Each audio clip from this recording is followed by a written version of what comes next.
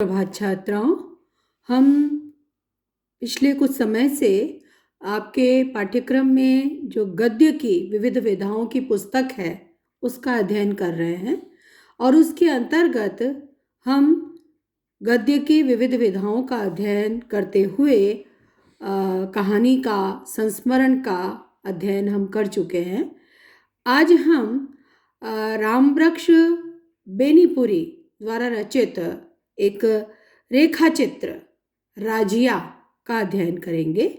रेखा चित्र गद्य की एक विधा है, जैसा कि उसके नाम से स्पष्ट है। रेखाओं द्वारा जैसे चित्र बनाया जाता है उस प्रकार का लेखन, इसलिए इसे रेखा चित्र कहा गया है। संस्मरण स्मृति के आधार पर लिखा जाता है और रेखा चित्र में जैसे रेखाओं के द्वारा किसी का चित्र बना दिया जाता है उस प्रकार से शब्दों द्वारा वर्णन किया जाता है कि उसका रूप स्वरूप हमारे सम्मुख उपस्थित हो जाए, अर्थात एक चाक्षुष बिंब का सृजन हो जाए। किसी के संबंध में इस प्रकार से अभिव्यक्ति देना कि उसका बिंब नेत्रों के सम्मुख उपस्थित हो जाए, एक चाक्षुष बिंब बन जाए, उसका स्वरूप पढ़ने वाले के नेत्रों के सम्मुख बन जाए, इस प्रकार के शब्दों के द्वारा किसी के संबंध में कहना, यह रेखा चित्र होता है। तो आइए हम पहले लेखक के बारे में थोड़ी जानकारी प्राप्त करें, फिर हम उस रेखा चित्र का अध्ययन करेंगे। रामवृक्ष बेनीपुरी हिंदी के सुप्रसिद्ध कथाकार, व्यंग्यकार, निबंधकार और पत्रकार थे। बहुमुखी प्रतिभा के धनी बेनीपुरी जी ने कहानी, उपन्यास, नाटक, संस्मरण, जीवनी, यात्रा वृत्तांत, रेखा चित्र, गद्य गीत, ललित निबंध आदि अनेक विधाओं में साधिकार लिखा है। तरुण भारत, किसान मित्र, बालक, युवक, कर्मवीर, जनता, हिमालय, नई धारा आदि अनेक पत्र पत्रिकाओं का उन्होंने सफल संपादन किया। पतितों के देश में लाल तारा, चिंता के फूल, कैदी की पत्नी, आम्रपाली, सीता की माँ, संघमित्रा, अमर ज्योति, तथागत, सिंहल विजय, रामराज्य, शकुंतला आदि उनकी प्रमुख रचनाएं हैं। गेहूं और गुलाब, माटी की मूर्तें तथा वंदे वाणी विनायको उनके निबंध संग्रह हैं। बेनीपुरी जी ने भावात्मक और संस्मरणात्मक निबंध अधिक लिखे हैं। उनके लिखे हुए कुछ रेखा चित्र बहुत प्रभावशाली हैं, जिनमें उन्होंने उपेक्षित लोगों के जीवन के कोमल और सजीव चित्र अंकित किए हैं। उनके निबंधों में सामाजिक समस्याओं का विश्लेषण है तथा उनमें उनकी समाजवादी विचारधारा व्यक्त हुई है, किंतु उनके प्रतीकात्मक निबंध बहुत प्रभावशाली हैं। उनमें उन्होंने प्रतीकों के माध्यम से जीवन के सत्य को प्रकट करने का प्रयास किया है। गेहूं बनाम गुलाब संग्रह के सभी निबंध प्रतीकात्मक हैं, जिन्हें गद्य गीत की कोटि में रखा जा सकता है। तो बेनीपुरी जी के संबंध में जैसा कि कहा जा रहा है कि भावात्मक और संस्मरणात्मक निबंध अधिक लिखे हैं और रेखा चित्र बहुत प्रभावशाली हैं और खासतौर से संस्मरणात्मक रेखा चित्र हैं। उनकी स्मृति में कुछ लोग जो रहे हैं, उन स्मृतियों के आधार पर उनके रेखा चित्र लिखे हैं, इसलिए संस्मरण और रेखा चित्र मिलकर एक नई विधा बन जाती है, संस्मरणात्मक रेखा चित्र, यानी जो संस्मरण भी है और रेखा चित्र भी है।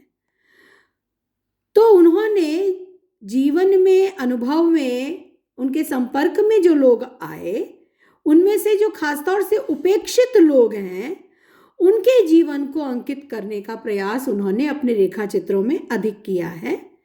सामाजिक समस्याओं का विश्लेषण उनके निबंधों में हमें मिल जाता है और विचारधारा से वो समाजवादी हैं और इसलिए सामाजिक समस्याओं को समाजवादी विचारधारा से देखते हैं और अभिव्यक्ति प्रदान करते हैं।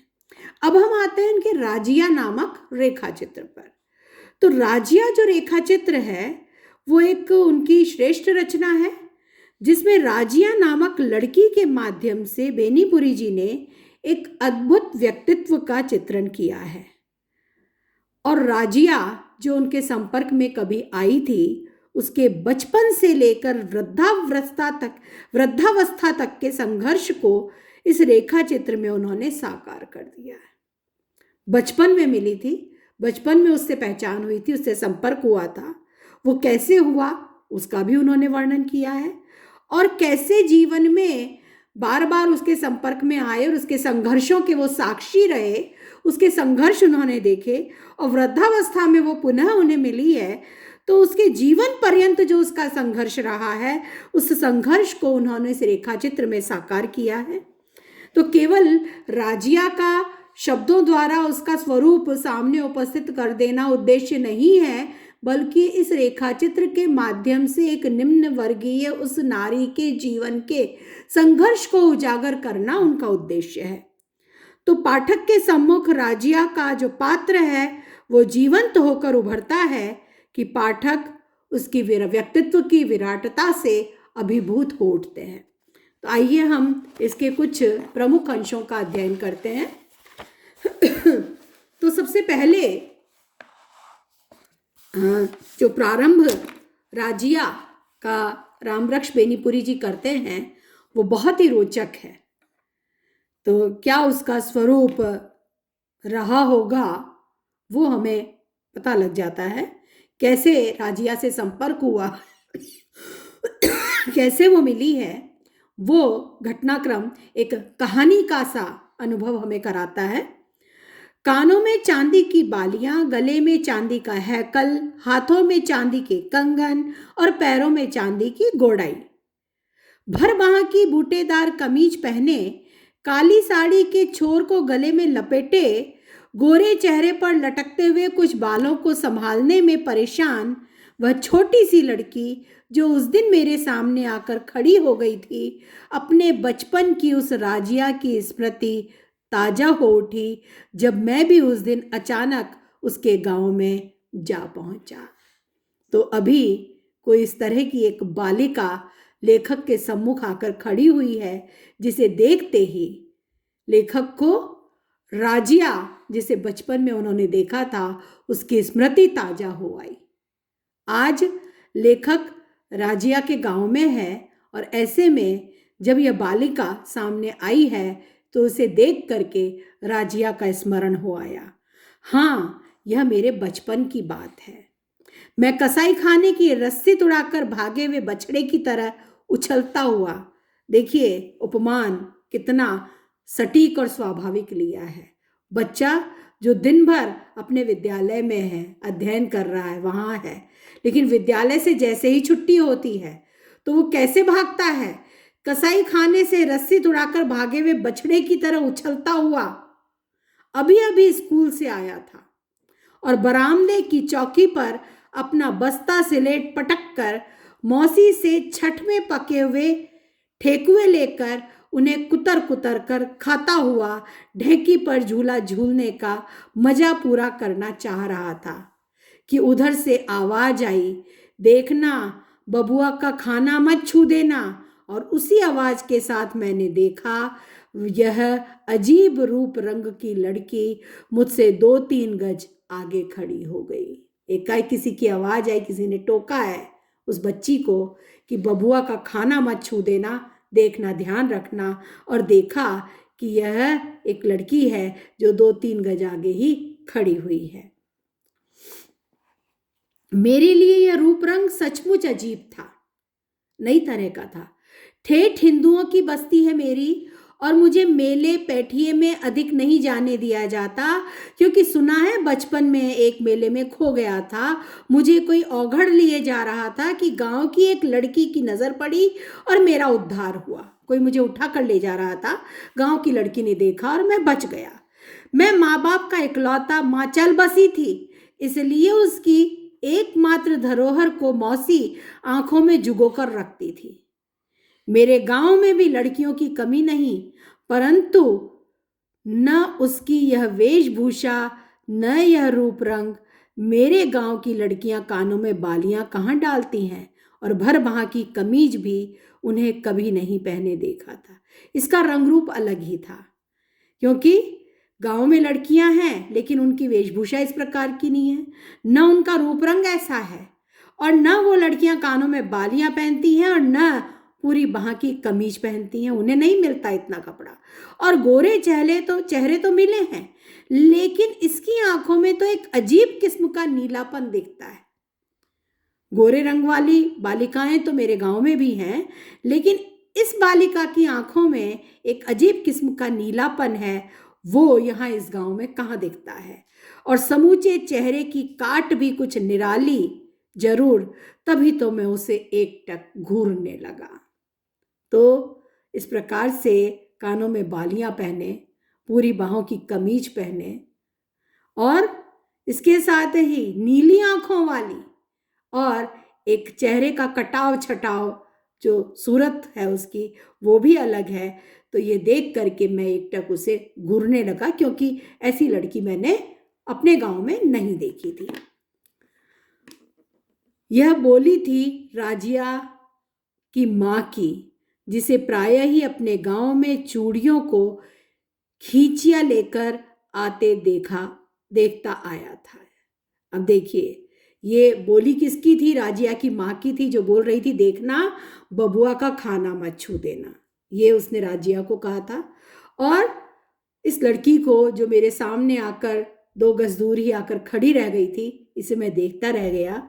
और ये पीछे से बोली जो सुनाई दी थी वो राजिया की माँ की थी, जो गांव में चूड़ियां लेकर पहनाने आती थी।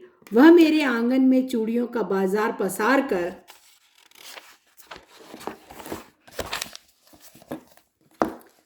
बैठी थी, और कितनी बहू बेटियां उसे घेरे हुए थी। मुंह से भाव ताव करती और हाथ से खरीदारिनों के हाथ में चूड़ियां चढ़ाती। वह सौदे पटाए जा रही थी। अब तक उसे अकेले ही आते जाते देखा था। हाँ, कभी कभी उसके पीछे कोई मर्द होता जो चूड़ियों की खांची ढोता। यह बच्ची आज पहली बार आई थी और न जाने किस बाल सुलभ उत्सुकता से उसे मेरी ओर खींच लिया था। प्रायः ऐसा होता है कि कहीं भी किसी घर में जाएं तो हम उम्र कोई बालक यदि दिखता है तो बालक एक दूसरे की तरफ आकर्षित स्वाभाविक रूप से होते हैं, उनमें मित्रता हो ही जाती है। तो एक बाल सुलभ उत्सुकता से वह मेरी ओर खिंचाई, और शायद वह यह भी नहीं जानती थी कि किसी के हाथ का खाना किसी के निकट पहुंचने से ही छू जाता है। जब नज़दीक जाने लगी तो ही उसे टोक दिया गया कि खाना मत छू लेना, और वो नहीं जानती थी। बच्चे इस बात को, इस भेद को और इस छुआछूत को नहीं समझते हैं। तो केवल नज़दीक जाने से ही खाना छू दिया जाता है, ऐसा भी हो सकता है क्या? वो नहीं जानती थी।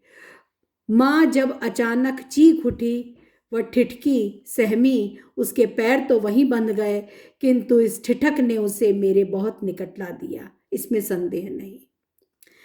मेरी मौसी झट उठी, घर में गई, 2 ठेकुए एक कसार लेकर उसके हाथों में रख दिए। वह लेती नहीं थी, किंतु अपनी माँ के आग्रह पर हाथ में रख तो लिया, पर मुंह से नहीं लगाया। मैंने कहा, खाओ ना, क्या तुम्हारे घर में ये सब नहीं बनते? छठ का व्रत नहीं होता?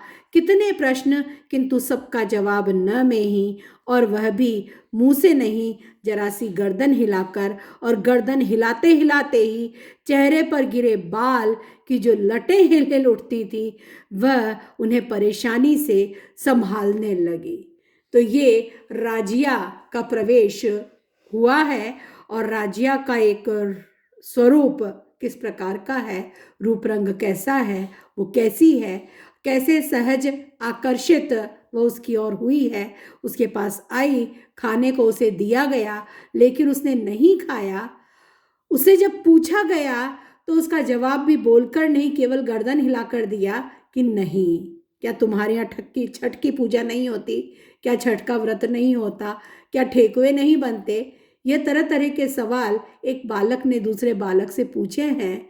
और क्योंकि वो अलग परिवेश की, अलग संस्कृति की, अलग सभ्यता की बाला है, तो उसके यहाँ ऐसा सब कुछ नहीं होता है। वह केवल गर्दन हिलाकर ना में जवाब देती है। तो आज इस चर्चा को हम यहीं विराम देते हैं। इसके आगे की चर्चा हम अगले वीडियो में करेंगे।